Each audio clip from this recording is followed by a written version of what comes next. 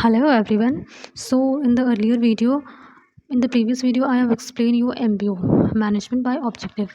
In this video, I'm going to explain you decision and types of decision making. तो आज के video में हम decision and types of decision making के बारे में पढ़ेंगे. अगर हम लोग बात करें डिसीजन मेकिंग के बारे में, तो डिसीजन का मतलब आप समझ सकते हैं क्या होता है. जो भी फैसला हम लोग लेते हैं, और डिसीजन मेकिंग का मतलब ये होता है कि जो भी हमने ऑल्टरनेटिव सेलेक्ट किए हैं, उसके बेसिस पे हम लोग अपना डिसीजन लेंगे. उसमें से कोई ऑल्टरनेटिव हम लोग ऐसा सेलेक्ट करेंगे जो हमारे प्रॉब्लम्स को सॉल्व करने के लिए हो, बेस्ट हो हमारे प्रॉब्लम्स को सॉल्व करने के लिए. तो decision making is the process of selecting the best course of action from a set of alternative options to achieve a desired goal और ऑब्जेक्टिव. तो डिसीजन मेकिंग एक ऐसा प्रोसेस है जिसमें हम लोग सिलेक्ट करते हैं the best course of action. हम लोग सिलेक्ट करते हैं from a set of alternative option. जितने भी ऑप्शंस हमारे पास होते हैं, जितने भी सेट होते हैं हमारे पास ऑल्टरनेटिव के, उसमें से जो बेस्ट होता है, जो हमारे गोल्स, हमारे ऑब्जेक्टिव को अचीव करने में हेल्पफुल होगा, जो कर पाएगा, उस बेस्ट ऑल्टरनेटिव को हम लोग सिलेक्ट करते हैं. इसका ये होता है डिसीजन मेकिंग. डिसीजन मेकिंग को भी अगर हम लोग समझें, तो इसमें सबसे पहले हम लोग क्या करते हैं, एक्सप्लोर करते हैं. कैसे एक्सप्लोर करते हैं? जितने भी हमारे पास पोटेंशियल ऑल्टरनेटिव्स होते हैं, उसको हम लोग चेक करते हैं, किससे क्या हमें बेनिफिट है, उसको उसकी प्रॉपर एनालिसिस करते हैं. आप ये समझ सकते हैं कि किससे हमें क्या बेनिफिट है, क्या हमें लॉस है, क्या रिस्क है, ये चीज़ें हम समझ सकते हैं. और जो हमें लगता है कि ये ऑल्टरनेटिव हमारे गोल्स एंड ऑब्जेक्टिव्स को पूरा करने के लिए सबसे ज़्यादा सूटेबल होगा, हम लोग उसको लेते हैं. आफ्टर डैट हम लोग उसको स्पेक्यूलेट करते हैं. स्पेक्यूलेट का मतलब आप जैसे समझ सकते हैं कि कल्पना करना. उसके बाद हम लोग करते हैं ऑल्टरनेटिव को आइडेंटिफाई करते हैं. Identifying the factors that influence the decision problem. हम लोग आइडेंटिफाई करते हैं उन सारे फैक्टर्स को जो हमारे डिसीजन की जो प्रॉब्लम्स है, जो भी चीज़ उसको इन्फ्लुएंस करता है, हम लोग उसको आइडेंटिफाई करते हैं. हम जो भी हमारे पास ऑल्टरनेटिव होते हैं, हर ऑल्टरनेटिव के अंदर क्या फैक्टर है, जो भी हमारी प्रॉब्लम्स हैं, वो हमारी प्रॉब्लम्स को कैसे सॉल्व करेगा, ये चीज़ हम लोग आइडेंटिफाई करते हैं स्पेकुलेटिव में. In the third point, evaluative. उसके बाद हम लोग इवैल्यूएट करते हैं जो भी हमारे पास ऑल्टरनेटिव होते हैं, उसको हम लोग एनालाइज करेंगे, उसको हम लोग कंपेयर करके देखेंगे एक दूसरे से कि कौन से हमारे गोल्स एंड ऑब्जेक्टिव को पूरा करने के लिए सुटेबल है. And at the last step हम लोग उसको सिलेक्ट करेंगे. तो आप ये भी कह सकते हैं कि ये जो एक्सप्लोरेटिव, स्पेकुलेटिव, इवैल्यूएटिव और सिलेक्टिव, ये जो है, ये 4 डिसीजन मेकिंग के स्टेप्स हैं. इस सीरीज़ में डिसीजन मेकिंग होती है. Now next, types of decision making. Types of decision making अगर हम लोग देखें तो यहाँ पे 6 होते हैं, 6 होते हैं, जिसमें सबसे पहला जो होता है programmed and non programmed decision. The second one is routine and strategic decision. The third is tactical, policy and operational decision. The fourth is organizational and personal decision. The fifth is major and minor, and the sixth one is individual and group decision. तो मैं आपको एक एक करके इसको explain करूँगी. तो first हम लोग अगर देखें, programmed and non program decision. Program decision basically होता क्या है, आइए हम जानते हैं. Program decision are concern with the problems of repetitive nature. Program decision का मतलब क्या होता है, जो प्रॉब्लम्स रिपीटेटिव नेचर के होते हैं, जो बार बार प्रॉब्लम्स क्रिएट हो रहे हैं, जो बार बार जिस चीज़ों पे हमें बार बार डिसीजन लेने की ज़रूरत है, बार बार अपना फैसला सुनाना है. और ये बेसिकली करता कौन है कि लोअर लेवल के मैनेजर्स करते हैं. जैसे हमारे ऑर्गेनाइजेशन में काम चल रहा है और सडनली रॉ मटेरियल ख़त्म हो गया, तो रॉ मटेरियल को लाना, कभी ऐसा नहीं होता कि रॉ मटेरियल 3 से 4 साल के लिए, 10 साल के लिए ख़रीद के हमने रख लिया है.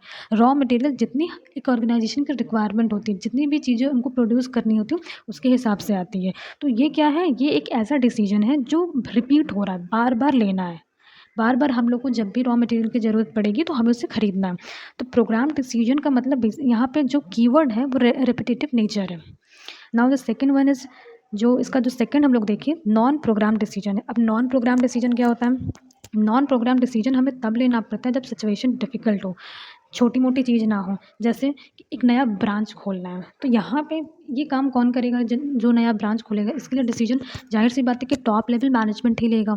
तो यहाँ पे इन दोनों के बीच का एक ये भी डिफरेंस है कि जो प्रोग्राम डिसीजन है वो लोअर लेवल लेता है, और जो नॉन प्रोग्राम डिसीजन होता है वो टॉप लेवल लेते हैं. नॉन प्रोग्राम डिसीजन हम क्या करते हैं, डिफ़िकल्ट सिचुएशन में लेते हैं, for which there is a no easy solution, जिसका कोई ईजी सोल्यूशन नहीं होता है. जैसे कि नया प्रोडक्ट हमें इंट्रोड्यूस करना है. अब ये भी आप समझ सकते हैं कि प्रोग्राम डिसीजन और नॉन प्रोग्राम डिसीजन में बड़ी चीज़ हो रही है. हमने सेटअप किया अपना एक नया बिजनेस, अपना एक नया ऑर्गेनाइजेशन हमें सेटअप करना है, तो यहाँ पे जो डिसीजन लेना है वो टॉप लेवल मैनेजमेंट का डिसीजन होगा. और प्रोग्राम डिसीजन में क्या, हमारी रॉ मटेरियल ख़त्म हो गई, हमें गुड्स की और सप्लाई की ज़रूरत है और सप्लाई हमें करनी है, तो ये क्या हुआ कि प्रोग्राम डिसीजन हुआ। Now second one is routine and strategic decision. तो अगर हम लोग रूटीन एंड स्ट्रैटेजिक डिसीजन में हम लोग देखें तो routine decision are related to the general functioning of organization. अब रूटीन से जैसे आप समझ सकते हैं कि रूटीन का मतलब कि डेली का जो लोगों का काम रहता है, डेली का जो लोग का ऑर्गेनाइजेशन का जो काम है, वो डे टू डे उनका जो फंक्शन हो रहा है उसमें जो हम लोग डिसीजन लेते हैं। तो रूटीन डिसीजन रिलेटेड होता है जनरली जो ऑर्गेनाइजेशन जो फंक्शन कर रही है, जो काम हो रहा है, वो रूटीन डेज में जो डिसीजन लिए जाते हैं वो, जैसे कि कस्टमर की क्वारीज मेंटेन करना। तो इससे मैं आपको ये समझा सकती हूँ कि जैसे कोई सर्विस सेंटर है या फिर मार्केटिंग डिपार्टमेंट में भी काम होते हैं, तो वहाँ पे भी ऐसे लोग होते हैं जो कस्टमर की क्वेरी को ही बेसिकली वो कस्टमर सर्विस एग्जीक्यूटिव जिसे हमें कहते हैं, वो कस्टमर की क्वेरी से ही बेसिकली वो डील करते हैं। तो ये जो कस्टमर की क्वेरी से जो डील करना है, ये रूटीन बेसिस पे होता है। और यहाँ पे इस डिसीजन को लेने के लिए बहुत ज़्यादा एनालिसिस या इवैल्यूएशन करने की ज़रूरत नहीं है। ये जो है, ये डिसीजन लोअर लेवल भी ले सकता है आराम से, इसमें ज़रूरत नहीं है कि टॉप लेवल मैनेजमेंट ही डिसीजन लेगा, क्योंकि ये रूटीन डिसीजन है। तो बार बार कोई टॉप लेवल मैनेजमेंट को इस चीज़ के लिए परेशान भी नहीं करेगा कि डिसीजन उन्हीं के हाथ में है। तो आप ये समझ सकते हैं कि रूटीन डिसीजन है तो कोई भी ले सकता है, लोअर लेवल के लोग भी आराम से ले सकते हैं। यहाँ पे मैंने आपको एग्जाम्पल भी कोट किया है, मैनेजिंग द कस्टमर क्वेरी। आप समझ सकते हैं कि कोई भी फर्म में, जहाँ पे किसी भी फर्म में हर जगह कस्टमर सर्विस एग्जीक्यूटिव वहाँ पे होते ही हैं, तो उनका डेली का काम ही यही होता है कि वो कस्टमर की क्वेरीज को सॉल्व करें। इसी का सेकंड पार्ट हम देखें तो स्ट्रैटेजिक डिसीजन। अब स्ट्रैटेजिक डिसीजन में मैंने आपको ये चीज़ पहले बताया था कि स्ट्रैटेजी का मतलब क्या होता है। जो हम अपने ऑर्गेनाइजेशन के गोल्स ऑब्जेक्टिव जो हम लोग बनाते हैं, ये हमारी स्ट्रैटेजी होती है। जो स्ट्रैटेजी का मतलब जो लॉन्ग टर्म के लिए होता है। तो स्ट्रैटेजिक डिसीजन जो होता है, ये affect objectives, organizational goal and other important policy matter. Strategic decision जो होता है, ये अगर हम लोग डिसीजन लेते हैं तो उससे हमारे ऑब्जेक्टिव भी अफेक्ट होगी। अब देखिए, लेने के भी टाइम हमने गोल्स और ऑब्जेक्टिव बनाया था, और जब ये दोबारा से हम लोग अपनी स्ट्रैटेजी को चेंज करेंगे तो इट्स ऑब्वियस कि हमारे ऑब्जेक्टिव और हमारे गोल्स कहीं ना कहीं अफेक्ट होंगे। इसको लेने के लिए बहुत ज़्यादा ह्यूज इन्वेस्टमेंट की ज़रूरत पड़ती है। It's require huge investment. ये नॉन रिपीटेटिव होता है। अब किसी भी ऑर्गेनाइजेशन का अगर आप देखें तो उसके गोल्स और ऑब्जेक्टिव डेली नहीं चेंज होते हैं। एक बार सेटअप हो गए, इसीलिए उसको बोला जाता है कि लॉन्ग टर्म गोल है, जो अचीव करना, अल्टीमेट ऑब्जेक्टिव यही है, इसको पूरा करना। Taken after careful analysis and evaluation of alternative. अब जाहिर सी बात है कि अगर ये लॉन्ग टर्म है और ये बहुत लंबे समय तक चलता है, तो इसको लेने के लिए बहुत एनालिसिस करना पड़ेगा, इवैल्यूएशन करना पड़ेगा प्रॉपर तरीके से, और ये हायर लेवल मैनेजमेंट ही लेती है। फॉर एन एग्जांपल, हमें नया प्रोडक्ट लॉन्च करना है। अब लॉन्चिंग न्यू प्रोडक्ट, जैसे कि मैंने आपको ये एग्जांपल समझाया कि इसमें क्या है कि नया प्रोडक्ट हमको इंट्रोड्यूस करना है मार्केट में, तो जाहिर सी बात है कि ये सब डिसीजन हायर लेवल मैनेजमेंट ही लेती है। और प्रोडक्ट जो इंट्रोड्यूस होता है, ये नॉन रिपीटेटिव नेचर का होता है, बार बार नहीं होता है। मार्केट में कोई कंपटीशन आया तो उस कंपटीशन को बीट करने के लिए हमें कुछ ऐसा करना पड़ेगा जिससे हमारी ऑर्गेनाइजेशन, हमारी जो प्रोडक्ट है वो मार्केट में चले। तो ये सब चीज़ें रिपीटेटिव नेचर की नहीं होती हैं। अगर हम लॉन्चिंग न्यू प्रोडक्ट, इस एग्जांपल की अगर हम लोग बात करें, तो जो भी प्रोडक्ट हमारी लॉन्च होती है, वो प्रोडक्ट मार्केट में हर दूसरे दिन लॉन्च नहीं होती है। प्रोडक्ट भी लॉन्च कभी कभी होती है, मार्केट की कंपटीशन को देखते हुए लॉन्च होती है। Now if you move on further slide, तो थर्ड पॉइंट है टैक्टिकल एंड ऑपरेशनल डिसीजन।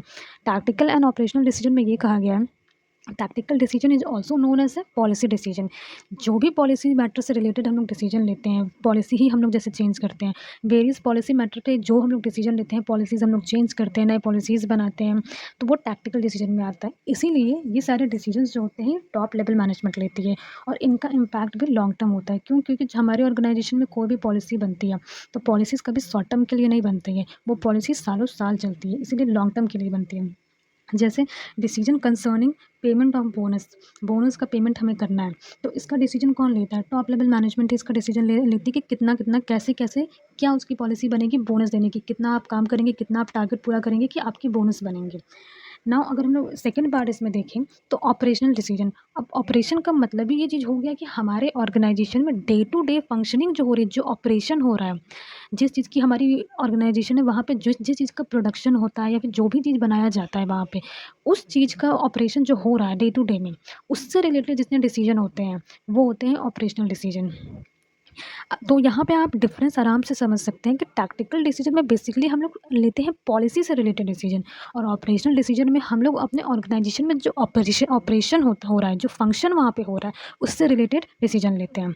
तो इसी वजह से ऑपरेशनल डिसीजन जो है ये middle level and lower level के मैनेजर्स के हाथ में होता है। जैसे ऑपरेशन हो रहा है कि फर्नीचर का अगर है फैक्ट्री, वहाँ पे फर्नीचर बन रहा है, तो वहाँ पे जो डिसीजन होगा, जो रिलेटेड होगा, जो फैक्ट्री से रिलेटेड कोई भी डिसीजन है, उसको बनाने से रिलेटेड, टेबल चेयर बनाने से रिलेटेड, रॉ मटेरियल कम पड़ गया, तो उसके लिए डिसीजन कोई भी ले सकता है, लोअर लेवल मिडिल लेवल ले सकते हैं। रॉ मटेरियल कम पड़ गया, या फिर हमें फैक्ट्री से सामान निकलवाना है, तो इस सब चीज़ों का decision middle level as well as lower level manager आराम से ले सकते हैं। कोई भी ग्रीवियंसेस है, कोई भी प्रॉब्लम है, तो लोअर लेवल क्या करेगी, मैं वो मिडिल लेवल वाले को कम्युनिकेट करेगी, मिडिल लेवल लोअर लेवल की प्रॉब्लम सॉल्व करेंगे। तो ऑपरेशन से जितने भी रिलेटेड डिसीजन होते हैं, वो क्या होते हैं, डे टू डे ऑपरेशन में जो ऑर्गेनाइजेशन में जो काम होता है उससे रिलेटेड होते हैं। जैसे फॉर एन एग्जांपल यहाँ पे कैलकुलेशन ऑफ अ बोनस हम लोग लेंगे। अब देखिए यहाँ पे टॉप लेवल मैनेजमेंट ने ये डिसाइड किया कि हम अपने एम्प्लॉयज़ को बोनस देंगे। बोनस कितना देंगे ये हमारे मिडिल लेवल डिसाइड करती है। नाउ वी मूव फर्दर, तो यहाँ पे फोर्थ पॉइंट हम लोग देखें तो ऑर्गेनाइजेशनल एंड पर्सनल डिसीजन है। Now organizational and personal decision मैं आपको बता रही हूँ। ऑर्गेनाइजेशनल डिसीजन होता क्या है, अगर कोई भी डिसीजन हमारे ऑर्गेनाइजेशन से के गोल पूरा करने के लिए लिया जा रहा है, ऑर्गेनाइजेशन के बेनिफिट के लिए लिया जा रहा है, ऑर्गेनाइजेशन के ऑब्जेक्टिव को कंप्लीट फुलफिल करने के लिए अगर लिया जा रहा है, तो वो ऑर्गेनाइजेशनल डिसीजन होता है। ऑर्गेनाइजेशन से रिलेटेड कोई भी डिसीजन ऑर्गेनाइजेशनल डिसीजन होता है। यहाँ पे मैंने एग्जाम्पल एक कोट किया, if an executive leave the organization. अभी एग्जाम्पल मैं आपको एक्सप्लेन करती हूँ। अगर कोई भी एग्जीक्यूटिव, कोई भी एम्प्लॉय अगर ऑर्गेनाइजेशन को छोड़ के जा रहा है, तो उसमें लॉस किसका है, ऑर्गेनाइजेशन का। वहाँ पे पोजीशन उसकी वैकेंट होगी, उसका काम, वो जो काम करता था वो काम रुकेगा, वो काम आगे नहीं बढ़ पाएगा। अगर वो एम्प्लॉय छोड़ के चला जाए तो फिर से वैकेंसी क्रिएट होगी, फिर से रिक्रूटमेंट होगा, ये सब करना पड़ेगा। तो लॉस किसका होगा, ऑर्गेनाइजेशन का। अब रिक्रूटमेंट किसी को करेंगे तो उनको ट्रेनिंग देनी पड़ेगी, ट्रेनिंग देनी देंगे तो खर्चा बढ़ेगा। तो यहाँ पे लॉस किसका हुआ, हमारे ऑर्गेनाइजेशन का। तो ऑर्गेनाइजेशन से रिलेटेड, ऑर्गेनाइजेशन के गोल, उसके ऑब्जेक्टिव को पूरा करने से रिलेटेड कोई भी डिसीजन होता है तो वो ऑर्गेनाइजेशनल डिसीजन होता है। इसी तरह अगर हम लोग पर्सनल डिसीजन की बात करें, तो पर्सनल डिसीजन जो मैनेजर अपने खुद की बेनिफिट के लिए लेते हैं, अपनी पर्सनल कैपेसिटी के लिए जो लेते हैं। मुझसे रिलेटेड जो डिसीजन है, जैसे कि मैं चाहती हूँ करियर चेंज करना, तो उससे क्या होगा, तो ये एक एम्प्लॉय का पर्सनल डिसीजन है कि मुझे करियर चेंज करना है। उससे उसको, उसकी करियर चेंज करने से ऑर्गेनाइजेशन को कोई प्रॉब्लम नहीं है, उसके जॉब छोड़ने से प्रॉब्लम होगी ऑर्गेनाइजेशन को, क्योंकि जो वो काम वो कर रहा था वो नहीं करेगा, अब वो काम अब रुक जाएगा, उसके लिए अब दूसरे बंदे को हायर करना पड़ेगा।